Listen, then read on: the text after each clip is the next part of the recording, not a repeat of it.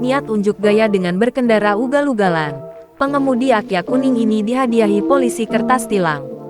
Beredar di media sosial sebuah video yang memperlihatkan mobil Akya kuning yang berkendara ugal-ugalan di jalan raya.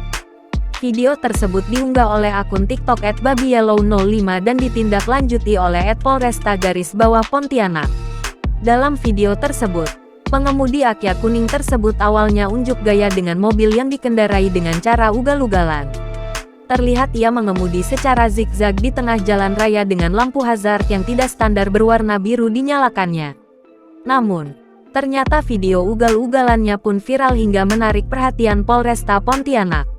Polresta Pontianak pun mengerahkan tim Enggang Katulistiwa untuk menindaklanjuti video tersebut. Mengetahui dirinya dalam pencarian, pengemudi Akya kuning tersebut mengaku datang dengan sendirinya ke Polresta Pontianak. Di Polresta Pontianak, ia mengaku diberikan edukasi atas perbuatan yang telah dilakukannya itu. Sementara berdasarkan keterangan akun Instagram @prc_samapta Polda Kalbar, dirinya juga diberikan surat tilang oleh pihak Polresta Pontianak. Sontak saja, kejadian tersebut pun mengundang berbagai komentar warganet. Banyak warganet yang memberikan saran dan nasihat kepada pengemudi Akya kuning tersebut agar berkendara dengan lebih bijak.